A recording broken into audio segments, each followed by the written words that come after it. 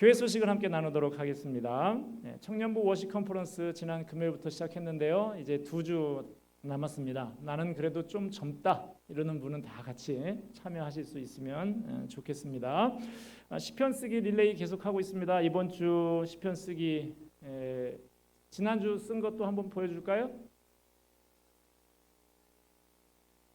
네, 이렇게 지난주에 쓰신 분들 이렇게 올라와 있는데 이번 주 분도 쓰셔서 해당하시는 분들 또 카톡으로 해서 사진 보내주시면 이렇게 또 보여드리도록 하겠습니다. 나가시면 계단 위쪽에 있는 게시판에 추가로 더 나도 한 편 쓰고 싶다 하시는 분들 게시해서 이름 적어주시면 그 다음 순서가 주어지도록 하겠습니다. 사도행전 필사노트 원래 계획대로 하면 어제가 마지막, 하루에 한 장씩 쓰면 어제 마지막이 되는데 오늘부터 제출을 받습니다. 다음 주일에 드림하우스 1층에서 전시를 할 예정이 있는데요. 뭐 꼭 오늘 아니면 뭐 주중에라도 주말에라도 그렇게 제출을 해주시면 그렇게 전시하도록 하겠습니다. 자, 가족 찬양제가 있는데요. 온라인입니다. 3주, 오늘부터 시작해서 3주간 동안 시간을 드립니다. 온라인 가족 찬양제를 하는데 어떻게 하느냐? 뭐 휴대폰이든 아니면 뭐 캠코더든 찍으셔서 동영상을 교역자 누구에게도 전송해 주셔도 됩니다. 카톡으로 보내주셔도 좋고 mypeace2naver.com 이 메일에다가 첨부 파일로 넣어서 보내주셔도 좋습니다. 그러면 저희가 교회 홈피와 유튜브에 게시하도록 하고 30일 주일에 밖에 오프라인에다가도 좀 인기상 스티커 이렇게 붙이기 해가지고 인기상을 또 선정하는 시간도 좀 갖고자 합니다. 시상 부문 밑에 나와 있죠. 다양한 게 있어요. 인해 전술상도 있네요. 숫자만 많이 하면 우리가 제일 많다. 가족 다 긁어 모아서 제일 많이 하면 상 받는 거예요. 그럼 깍두기상은 뭐냐면 우리는 가족은 아닌데 가족 비스무리하다. 뭐 예를 들어서 우리 학사에 사는 청년들, 우리 같이 사니까 가족 아닌가요? 이런 거 인정해드리겠다. 그런 얘기예요. 그렇게 해서 한마디로 참석만 하면 다 상을 드린다. 그렇게 아시고 적극적으로 좀 준비하셔서 아직 기간이 3주란 기간이 있으니까 잘 준비하셔서 영상 많이 참여해 주시기를 바랍니다. 좀 요약해가지고 좀 우리 광고 시간에도 좀 보여도 드리고 그렇게 할 예정으로 있습니다. 세 가족을 소개드립니다. 정한헌 자매님이신데요. 권선자이 아파트에 사시는데 옆에 계신 최규영 집사님의 부인 되십니다. 유초동부에 있는 최지원이 엄마도 되십니다. 지원이가 먼저 우리 교회 나와서 아버지를 인도하고 또 어머니도 인도하고 이렇게 덩쿨을 잡아당기면 줄줄이 다 이렇게 되는 그런 가정이 온 가족이 지금 함께 섬기게 되었습니다. 우리 환영하며 축복하며 박수하겠습니다. 하나님의 말씀 같이 보겠습니다. 이 아침에 우리에게 주신 하나님의 말씀은 누가복음 22장 31절부터 32절까지 두 절의 말씀입니다. 제가 가진 성경으로는 신약 135페이지가 됩니다. 누가복음 22장 31절 32절 두 절의 말씀입니다.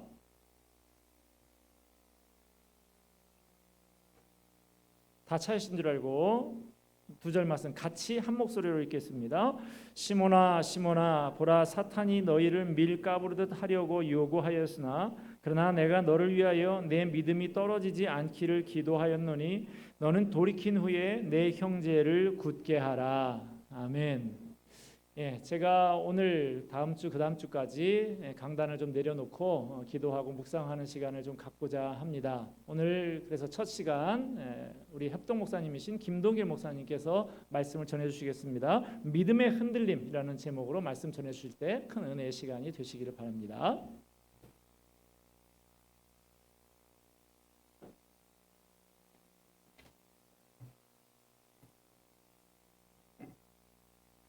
오늘 이 말씀은 예수님의 제자들과 특히 베드로를 염려하는 예수님의 마음이 담겨 있는 말씀입니다. 여러분 우리 교회 안에서 어떤 분과 가장 친합니까? 내가 친하다고 생각되는 사람에게 조금 더 마음이 가잖아요. 내가 친하다고 생각하는 그분이 오늘 이 예배 자리에 와 있는지 한번 돌아봐 보십시오. 그리고 그분의 얼굴이 보이면 마스크는 썼지만 좀 반갑게 한번 웃어주세요. 내가 당신을 좋아합니다. 당신 편입니다. 이렇게 한번 반갑게 맞아주세요. 베드로는 예수님과 참 가까운 사이였습니다. 또 예수님과 늘 가까이서 동행하던 사람이 이 베드로입니다. 근데 베드로에게만은 반석 위에 내 교회를 세우리라는 특별한 말씀도 주셨고, 모세와 엘리야를 만나게 되는 특별한 장소도 이 베드로는 데리고 가셨습니다. 그런데도 예수님께서 십자가를 지시기 전에 그 베드로를 바라보면서 장차 그가 믿음에서 흔들리게 될 것을 아시고 안타까운 마음을 보이신 겁니다. 자, 31절 말씀을 같이 한번 보겠습니다. 시몬아 시몬아 보라 사탄이 너희를 밀가부르듯 하려고 요구하였으나. 예수님은 지금 베드로에게 시몬아 시몬아 하고 부르십니다. 예수님께서 지어주신 이름이 베드로인데 그 이름을 깜빡하고 시몬아 시몬아 하고 부른 것이 아니에요. 믿음의 사람으로 이름은 베드로지만은 믿음이 없는 사람, 옛사람의 이름이 시몬입니다. 지금 그가 베드로라고 불려지지만은 장차 그가 믿음이 없는 사람, 믿음을 잃어버린 시몬으로 불려질 때가 있음을 아시고 예수님께서 시몬이라고 그렇게 부른 겁니다. 예수님은 사탄이 베드로에게 하려고 하는 일을 말씀해 주시는데 밀가부르는 것처럼 하려고 한다는 겁니다. 여러분, 밀가부르는 것이 뭔지 아시죠? 쭉정이를 날리는 거잖아요. 곡식을 채 위에다가 놓고 이렇게 흔들면 쭉정이는 바람에 날려서 앞에 떨어지고 알곡은 안쪽으로 모이는 거지 않습니까? 그런데 사탄이 베드로에게 그렇게 밀가부르듯 하려 한다는 겁니다. 뭐 때문에 그럴까요? 베드로에게 있는 껍데기와 같은 신앙, 참신앙이 아닌 거짓신앙 같은 것들 떨어뜨리려고 사탄이 그렇게 체질을 했을까요? 그게 아닙니다. 베드로가 가지고 있는 그 믿음 자체, 그 믿음을 떨어지게 하려고, 베드로가 가지고 있는 그 믿음이 없어지게 하려고 사탄이 그렇게 체질을 한다는 겁니다. 왜 그럴까요? 믿음이 없어지면 그 사람은 예수님 곁에 있을 수가 없거든요. 하나님과 상관이 없는 사람이 되는 겁니다. 하나님께서는 믿음을 기뻐하시고 믿는 사람과 동행하시고 크고 놀라운 일들을 보여주시고 하나님께서 허락하신 모든 약속의 좋은 것들을 다 공급해 주시는데 사람이 믿음이 없으면 이제 하나님과 관계가 없는 겁니다. 어떻게 하나님과 동행할 수 있겠습니까? 그래서 사탄이 그렇게 믿음을 떨어뜨리려고 베드로가 가지고 있는 그 믿음을 없애려고 그렇게 기제를 하고 있다는 겁니다. 그래서 여러분 아시다시피 베드로는 예수님을 믿고 따르다가 믿음이 흔들리게 되었던 겁니다. 예수님이 잡히시던 날 밤 모두가 다 예수님을 버리고 도망했다라고 성경은 기록해 주고 있습니다. 마태복음 16장 16절에 주는 그리스도시요 살아계신 하나님의 아들입니다 하는 놀라운 신앙 고백을 하지요. 베드로가. 그때 예수님께서 내가 복이 있다라고 인정해 주십니다. 그렇게 예수님께 인정받고 칭찬받았던 그 베드로가 그날 밤에 심하게 흔들렸습니다. 예수를 모른다고, 그가 누구냐고 저주까지 했다고 성경에 기록해 주고 있습니다. 이 이야기가 먼 옛날에 있는 이야기가 아닙니다. 그 당시 때 딱 한 번 일어나고 없어질 이야기, 다시 일어나지 않을 그런 이야기가 아닌 거예요. 지금도 우리가 살아가는 이 삶 가운데 일어나고 있는 일들입니다. 여러분 주변에 여러분과 친한 사람들도 있지만은 그 사람들보다 여러분과 훨씬 더 친한 분이 예수님이십니다. 여러분 그 믿어지십니까?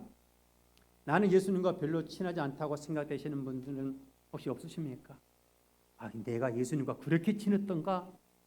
라고 놀라는 분들이 있을지도 모르겠습니다만은 성경에서는 보면 예수님은 그렇게 생각을 안 하시더라고요. 자, 요한복음 15장 15절 하반절 말씀입니다. 같이 읽어볼까요? 너희를 친구라 하였느니 내가 내 아버지께 들은 것을 다 너희에게 알게 하였음이라. 나는 예수님과 별로 안 친하다고 생각하고 살아가고 있었는데 예수님은 아니야, 너희는 내 친구야. 내가 아버지께 들은 비밀스러운 이야기를 다 너희에게 해줄 정도로 난 너희와 친해. 그렇게 말씀하시는 분이 우리 예수님이신 거예요. 그래서 저와 여러분 예수님과 더 친밀하게 우리가 살아가는 거지 않습니까? 그런데요, 베드로처럼 예수님과 친밀하게 살아가는 저와 여러분들에게 사탄은 키질을 하는 겁니다. 왜요? 믿음이 떨어지도록. 그래서 예수님과 상관없는 사람으로 살아가도록 하기 위해서 자꾸 키질을 하는 겁니다. 이 일을 기억하고 있던 베드로 사도는 훗날 베드로전서 5장 8절에서 이렇게 말합니다. 근신하라 깨어라 너희 대적 마귀가 우는 사자같이 두루다니며 삼킬 자를 찾는다. 그렇게 말씀했습니다. 성경에 보면 베드로만 그렇게 믿음이 흔들리는 것은 아닙니다. 다윗은 하나님의 마음에 합한 사람이라고 그랬거든요. 그는 자신을 죽이려고 쫓아다니는 사울이 자기 눈앞에서 자고 있는 것을 보면서도 해칠 생각을 하지 않았습니다. 하나님을 향한 믿음 때문에, 그가 하나님의 말씀에 순종하고 살아가고자 하는 그 마음 때문에 자기를 죽이려는 사람에 대해서 아무런 해를 가하지 않았습니다. 때로는 거지처럼 침을 흘리면서 목숨을 부지하려고 예를 쓰던 일도 있었고, 사랑하는 가족과 가축들을 다 빼앗겨버리고 자기와 같이 다니던 그 무리에게 돌에 던짐을 당해서 죽을 뻔한 그런 위급한 상황을 만나기도 했지만은 그는 하나님을 의지하는 마음, 하나님께 향한 그 믿음은 변함이 없었습니다. 그런데 그 다윗도 흔들릴 때가 있었습니다.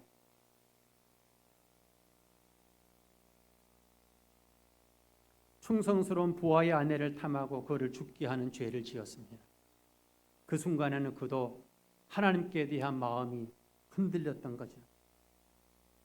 아브라함도 그런 일이 있었습니다. 아내를 데리고 애굽으로 내려갔는데 아내에게 말합니다.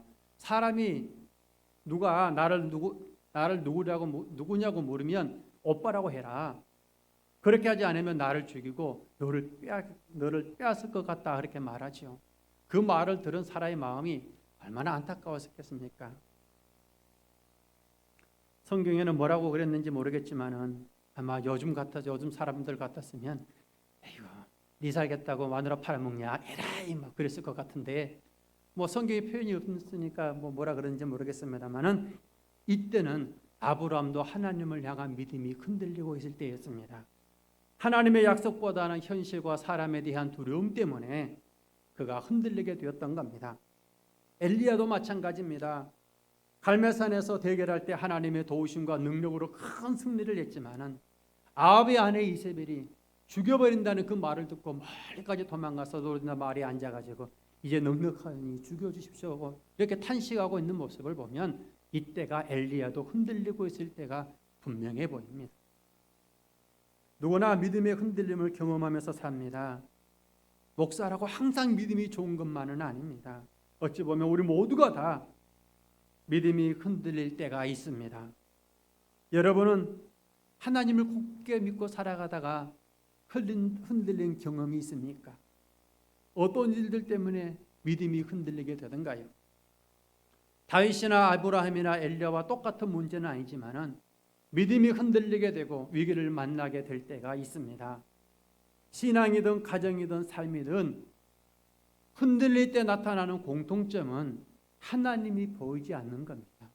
그 순간 그 자리에서 하나님이 기억되지 않는 겁니다. 마음이 하나님부터 멀어져 있는 겁니다. 어느 때인가 제가 박수를 치면서 찬양을 하고 있는 제 모습을 보게 됐습니다. 익숙한 가사고 익숙한 음에다가 신나게 박수를 치면서 찬양을 하는데 그 찬양의 가사를 가만 보니까 그냥 즐겁게 기쁘게 박수 치면서 부를 찬양이 아닌 거예요. 그래서 내가 이 박수 치며 찬양하다가 제 자세가 어중중해졌던 그런 기억이 있습니다. 여러분 이 찬양 아십니까? 결코 나는 변치 않으리, 결코 나는 변치 않으리, 물가에 심기운 푸른 나무처럼 난 변치 않으리. 그 찬양 아시죠? 여러분 이 찬양 부를 때 어떤 생각과 마음으로 부르는 게 좋을까요? 이것도 그냥 박수 치면서 신나게 부를 수 있는 찬양은 아니잖아요. 어떤 결연한 의지를 가지고 그래 내가 변하지 않을 거야 라는 그 마음 자세를 가지고 찬양을 하는 게 옳은 자세지 않을까요? 제가 하늘산 기도원에서 한참 은혜를 받을 때에 야훼 숲에서 이 찬양을 뜨겁게 불렀습니다. 어떤 순간에도 주님을 사랑하는 마음, 내가 주님께 대한 내 마음이 변하지 않을 줄 알았습니다. 쭉쭉 뻗은 그 잣나무 숲을 바라보면서, 여름에도 겨울에도 그 푸른 잣나무 잎을 바라보면서 나도 그렇게 될 거야, 그럴 거야, 그렇게 다짐하고 결심하고 그렇게 찬양을 불렀으니까요. 바울처럼 살고 싶었고, 하나님께 가장 잘 순종하는 사람으로 살고 싶었고, 하나님을 가장 사랑하는 사람으로 살고 싶었습니다. 그런데 제 삶에도 심하게 흔들렸던 기억이 남아 있습니다. 신앙이든 삶이든 흔들림은 분명 부끄러움이고 아픔이고 안타깝긴 하지만은 그것이 경험이 되어서 강하게 되고 든든하게 되어진다면 무익한 것만은 아니라는 그런 생각도 듭니다. 누구든지 믿음에서 흔들리며 살아갈 수도 있습니다. 그런데 내가 계속 믿음에서 흔들리고 믿음 없는 모습으로 살아가게 되면 나와 함께 살아가는 내 아이들과 내 가족들이 먼저 압니다. 엄마 아빠가 신앙에 흔들리고 살아가는 그 모습을 바라보며 지켜보는 아이들과 가족들은 어떤 생각을 하게 될까요? 언젠가 시간은 흘러서 어른들은 자기 자리를 찾을 겁니다. 아픔이 있기는 했지만 그것이 경험이 되어서 더 강건하게 믿음의 삶을 살아갈 수도 있겠지요. 하지만 그러는 동안에 나를 지켜보고 있던 가족들과 다른 우리 자녀들은 그 모습을 보면서 마음 가운데 어둠이 쌓여가지 않겠습니까?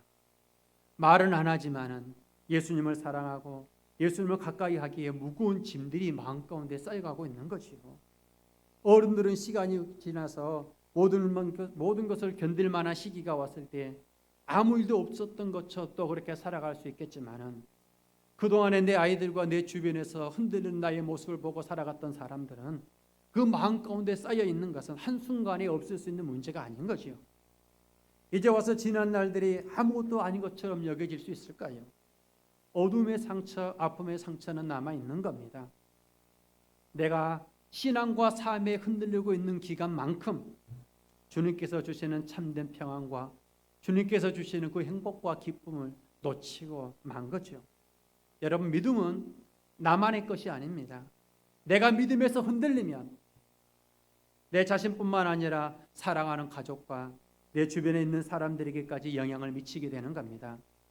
잘못된 선입관을 심어주어서 하나님께 나가지 못하게 되는 그런 일들이 생길 수도 있고, 교회에 대한 부정적인 이미지가 새겨져서 예수님을 만나는 데 걸림돌이 되어질 수도 있는 겁니다. 그렇게 믿음에 흔들리며 믿음 없는 모습으로 살아왔던 시간들 때문에 하나님의 구원과 죄사함과 영원한 심판을 모르는 정말 심각한 그런 문제를 가진 사람으로 살아가게 우리 영향을 미칠 수도 있는 겁니다.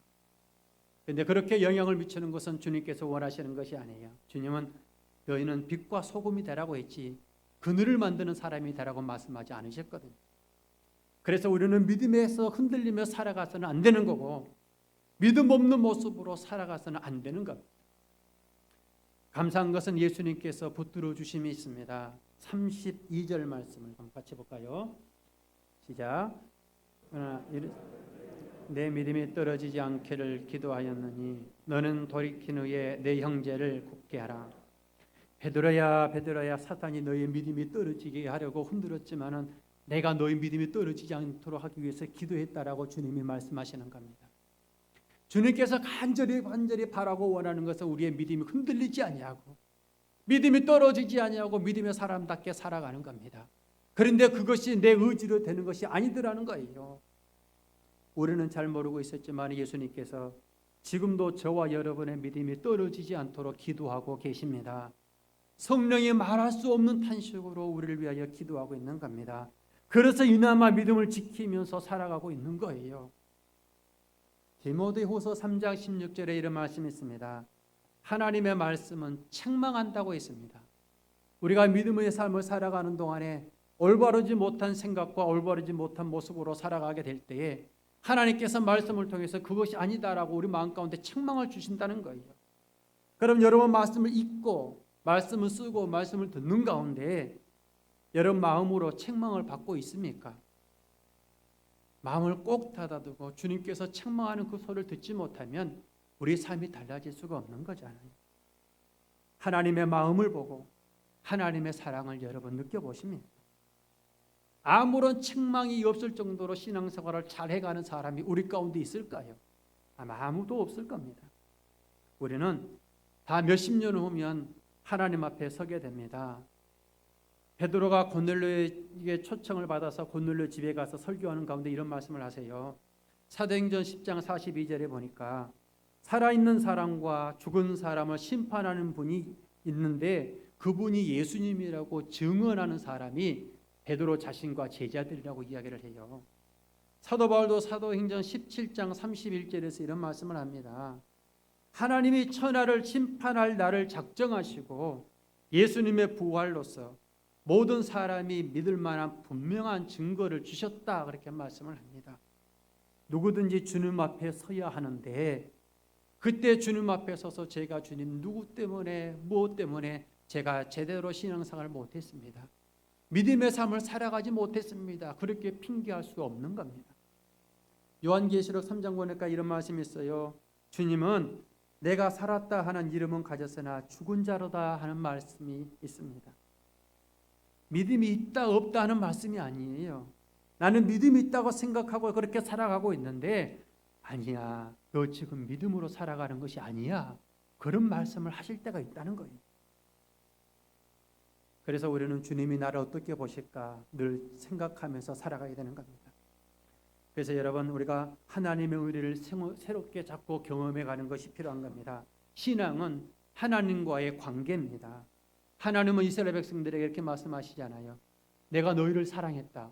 그런데 이스라엘 백성들은 하나님이 언제 우리를 사랑했습니까? 라고 말하는 겁니다. 주고받는 사랑의 관계가 끊어지니까 사랑하시는 분의 마음을 모르고 흔들리게 되어지는 것이요. 여러분 하나님과 올바른 관계 속에 있으면 하나님의 사랑을 자주 발견하고 느끼게 됩니다. 작은 것에서도 감사하게 되고요. 작은 일을 통해서도 하나님께서 하신 일들을 우리가 느끼며 살게 되잖아요. 누군가 내 곁에 있다고 느껴질 때 사람은 담대해지는 겁니다. 강해지는 거예요. 우리가 살아가는 동안에 또 부부로서 남편으로서 아내로서 역할을 감당하면서 살아가지만은 하나님 앞에서는 하나님과의 관계가 더 중요합니다. 하나님의 사랑하심을 여러분 스스로가 느끼면서 하십니까? 하나님은 당신을 사랑하십니다라고 다른 사람이 그런다더라 하는 그런 말 말고 자기 스스로가 내가 하나님의 사랑을 받는 사람이야 하고 여러분 종종 느끼며 사십니까? 그래 하나님이 나를 사랑하셔. 내가 정말 하나님 앞에 사랑받는 사람이야 하는 것을 여러분 느끼면서 살아보십시오. 어느 날 어떤 분이 생각나서 기도를 하는데 하나님께서 그분을 참 위로해 줬으면 좋겠다 하는 마음이 드는 겁니다. 그래서 하나님의 따뜻한 사랑과 하나님의 사랑이 얼마나 큰지 아버지 그가 알게 해주십시오. 그렇게 기도했는데 기도만 하고 가만히 있으면 안 되잖아요.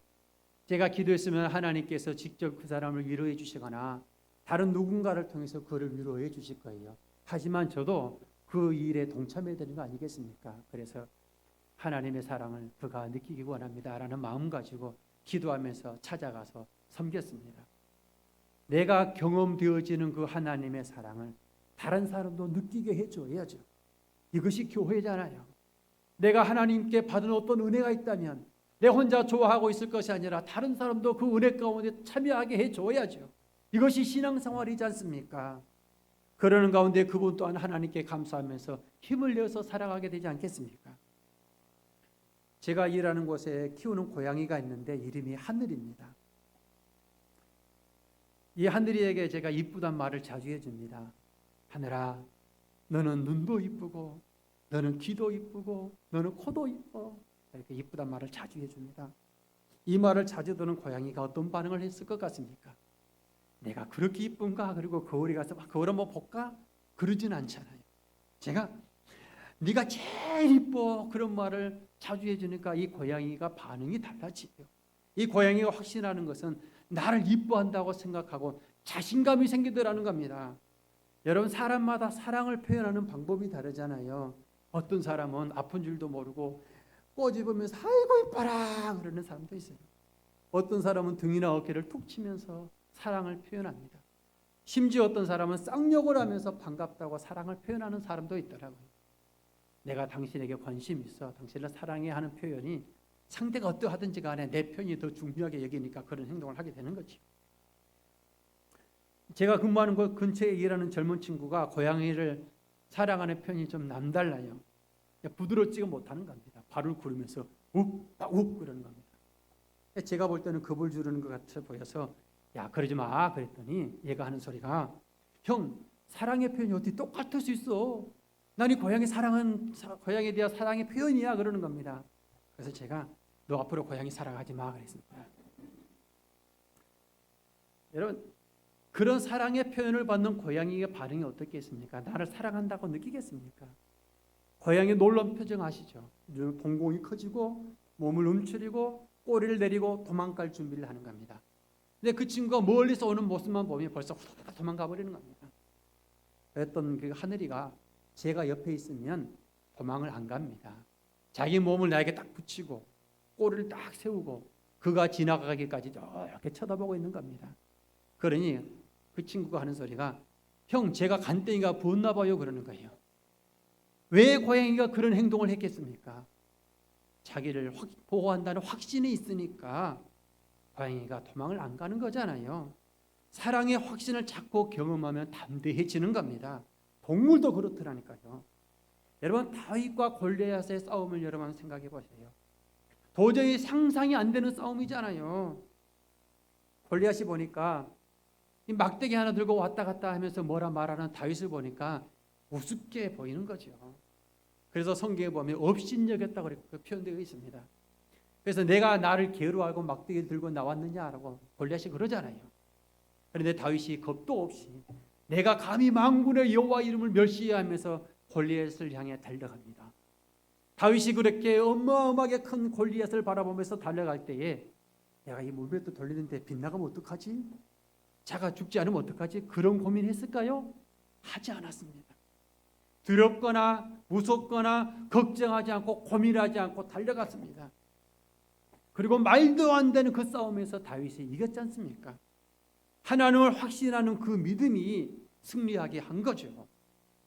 요한일서 4장 18절에 이렇게 말씀합니다. 사랑 안에 두려움이 없고 언제나 사랑이 두려움을 내어 쫓는다고 했습니다. 사랑을 확신하면 두렵던 문제가 아무것도 아닌 것처럼 사라지는 것. 히브리서 11장 16절에 이렇게 말씀하십니다. 한번 읽어볼까요? 이러므로 하나님이 그들의 하나님이라 일컬음 받으심을 부끄러워 아니하시고. 저는 이 말씀을 읽을 때마다 얼마나 감동이 되는지 몰라요. 우리가 흠도 많고 실수도 많고 죄도 짓고 살아가는 우리지만은 우리가 아버지 하고 부르면 그 믿음 때문에 하나님이 외면하지 않으시고 그래 내가 너의 하나님이야 하고 말씀해 주신다는 거죠. 얼마나 감사한지요. 얼마나 고마운지. 그래서 하나님만을 찬양하기 원합니다. 주님만을 높여드립니다. 그렇게 고백하며 찬양하게 되는 거잖아요. 그것이 예배잖아요. 많은 경우에 신앙의 흔들림이 오게 되는 이유는 하나님을 갈망하고 예수님의 도우심을 간구하는 성령의 충만한 상태에 있지 않기 때문입니다. 사람은 누구나 약점이 있습니다. 그 약점이 두려움일 수도 있고요. 욕심일 수도 있고 나의 연약함일 수도 있습니다. 그런데 그 약점을 가진 내가 생각하는 믿음이 더 옳다고 여기는 믿음이 우리 가운데 있는 겁니다. 내가 가진 믿음이 항상 최고의 상태가 아니라는 것을 사람들이 생각하지 못하고 살아가기 때문에 그런 유혹의 흔들림 가운데 빠져 들어갈 수 있는 겁니다. 그렇다 보니까 내 마음속의 생각이 믿음으로 내가 생각하는 것이 아니라 육신의 생각을 따라서 내가 생각하고 육신의 생각을 따라서 말하고 육신의 생각을 따라서 결정하고 행동하는 거죠. 예수님이 십자가에서 내 육신의 모든 것, 두려움과 연약함과 우리 육신의 자아와 하나님께서 원하시지 않는 헛된 모든 것들을 다 십자가에서 해결하셨는데 내 안에서 아직 해결이 되지 않으니까 자꾸 방황하게 되고 문제가 생기는 거예요. 예수님께서 십자가에 못 박히실 때에 우리의 모든 죄성과 우리의 두려워하는 그 문제들, 우리의 연약함들, 나의 약점들 다 십자가에서 해결하셨습니다. 그리고 예수님께서 우리에게 영원한 생명, 하나님의 참된 평안의 생명을 주셔서 우리는 그 하나님의 생명을 가지고 살아가는 사람들이잖아요. 그런데 자꾸 하나님께서 주신 생명으로 살아간다는 사실을 잃어버리게 되니까 문제가 생기는 거지. 예수님을 믿는 사람 중에 성령의 은혜를 체험하고 예수님을 만났다고 고백하는 사람들 중에도 믿음이 흔들리는 사람들이 있습니다. 신앙의 체험과 믿음의 경험이 신앙을 더 든든하게 하는 것은 맞지만은 변함없는 믿음, 흔들리지 않는 믿음으로 살기 위해서는 항상 성령의 충만함이 필요한 겁니다. 그래서 성경은 예수님을 바라보라고 말씀합니다. 서운한 생각이 들 때가 있던가요? 예수님을 생각하고 바라보라고 말씀합니다. 너무 힘들다고 느낄 때가 있던가요? 예수님을 생각하고 바라보라는 겁니다. 어떤 일 때문에 불안하고 염려스러운 일들이 있던가요? 예수님을 생각하고 바라보라는 겁니다. 하나님을 경험하게 되면 사람 때문에 쉽게 흔들리지 않게 됩니다. 하나님께서 하실 일을 알기 때문입니다. 그래서 손해가 생겨도 그다지 크게 염려가 안 됩니다. 상황을 바꿀 수 있는 분이 우리 하나님이기 때문에 그런 거죠. 건강이 나빠지고 몸에 질병이 생겨도 크게 낙심하지 않습니다. 그 연약함 때문에 하나님의 강하심을 알게 되어지고 하나님의 온전하심을 알게 되어지고 하나님의 사랑이 얼마나 크다 한 것을 알게 하실 것을 믿기 때문에 그다지 염려하지 않게 되는 겁니다. 억울하고 답답한 일을 당해도 나는 하나님 앞에서 하나님이 하실 거야 하고 믿어지는 겁니다. 모든 일보다 더 크신 하나님을 보게 되는 거죠. 요한일서 4장 4절에 너희 안에 계신 이가 세상보다 크다고 말씀하십니다. 어마어마한 하나님을 바라보게 되니까 나에게 있는 일은 하나님께서 하실 수 있는 일에 비하면 이 손톱 끝에 티끌만도 못한 거죠. 그러니 하나님을 기대할 수 있고 하나님께 감사할 수 있고 내가 오늘 조금 힘들어도 인내하면서 살아갈 수 있는 것 아니겠습니까? 다니엘의 친구들이 그런 말 하지요. 우리를 풀무불에 던져놓으면 하나님이 그 가운데서 우리를 건져낼 겁니다. 혹시 건져내지 않는다 할지라도 우리는 금신상에 절하지 않겠습니다. 그렇게 말합니다. 하나님을 신뢰하면 담대해집니다. 여러분도 어떤 특별한 기도 제목을 놓고 간절히 기도하면 담대한 마음이 생기는 것을 경험하지 않습니까? 하나님이 해결해 주시든지 하나님이 감당하라고 하면 믿음으로 감당하면 되는 거지. 그러니 간절히 기도하고 나면요 정말 걱정이 안 되는 것을 우리가 경험하지 않습니까? 아브라함이 아들을 번제로 드리라는 그 말씀을 듣고 갈등하지 않고 순종하고 하려고 갑니다. 아브라함이 순종하는 마음, 그렇게 순종하는 아브라함의 마음에는 죽은 자도 살리시는 하나님을 믿는 믿음이 있었다고 히브리서에서는 증거해 주고 있습니다. 지금까지 내가 경험한 하나님은 죽어도 살리는 분이야 하는 그런 확신이 있기 때문에 내 아들을 번제로 드려 그 말씀을 듣고 아브라함은 고민 없이 순종하라고 갈 수 있었던 것 아니겠습니까? 여러분 예배 가운데 우리는 그 하나님을 경험하게 되어지는 겁니다. 우리들이 흔들리면서 또 약해지면서도 다시금 하나님의 은혜를 바라볼 수 있는 것은 십자가의 은혜 때문입니다. 십자가에서 나를 위해서 흘리신 그 은혜 때문에 하나님께 구할 수 있는 것이죠. 우리가 죄가 없어서 하나님께서 우리에게 은혜를 주시고 하나님께서 우리를 붙들어 주시는 것이 아닙니다. 우리가 죄가 없이 온전하게 살아서 하나님께서 우리에게 은혜를 주시는 거라면 여기 있는 저와 여러분 한 사람도 하나님 앞에 은혜 받을 만한 사람이 없습니다.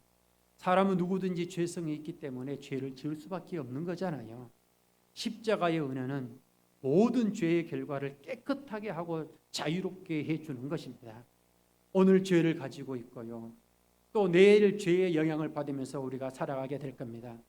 하나님께서 우리에게 주신 십자가의 은혜는 과거에 지었던 모든 죄, 지금 아무에게도 말하지 못하고 있는 마음속에 숨겨진 죄, 앞으로 우리가 살아가면서 지을 모든 죄까지 다 포함해서 이미 용서를 확인하는 사건이 십자가의 사건입니다. 그래서 누구든지 죄가 있어도 잠시 믿음에서 흔들렸다 할지라도 그 십자가의 은혜로 인하여 하나님 앞에 나아갈 수 있고 하나님 앞에 은혜를 구할 수 있게 되어지는 겁니다. 여러분 믿음이 흔들리지 않고 살아갈 수 있는 비결을 예수님께서 우리에게 미리 알려주셨습니다. 예수님께서 알려주셨으니까 아마 효과가 확실할 겁니다. 그렇지 않겠습니까? 이것만 말씀을 드리고 마치겠습니다. 누가복음 22장 40절 그리고 46절인데 40절에 뭐라고 말씀하시냐면 유혹에 빠지지 않게 기도하라 말씀합니다. 46절에 보니까 시험에 들지 않게 일어나 기도하라. 이것이 비법입니다. 유혹에 빠지지 않게 기도하고 시험에 들지 않게 일어나 기도하는 것, 이것이 지금도 사단이 우리를 믿음에서 떨어뜨리려고 키질하고 있는 그런 상황 가운데 우리의 믿음이 떨어지지 않도록 하기 위한 예수님의 비법이라는 거예요. 예수님이 베드로에게 미리 알려줬습니다. 오늘 내가 나를 3번 부인하리라. 그리고 기도하라고 말씀하잖아요. 근데 베드로는 기도하지 않았습니다. 예수님의 그 말씀이 자신과 별로 상관이 없는 말씀이라 생각했습니다. 왜냐하면 베드로는 예수님을 부인할 생각이 전혀 없었거든요. 내가 예수를 부인한다는 것은 상상도 못했거든요. 내가 존경하는 예수님 어떻게 부인해라고 베드로는 자신했거든요. 자신을 믿었습니다. 내가 가진 믿음 내가 지킬 수 있다고 베드로는 생각한 겁니다. 그래서 기도하지 않았습니다. 그러다가 그렇게 흔들리고 말았잖아요. 하나님의 아들이신 예수님도 기도했다고 합니다.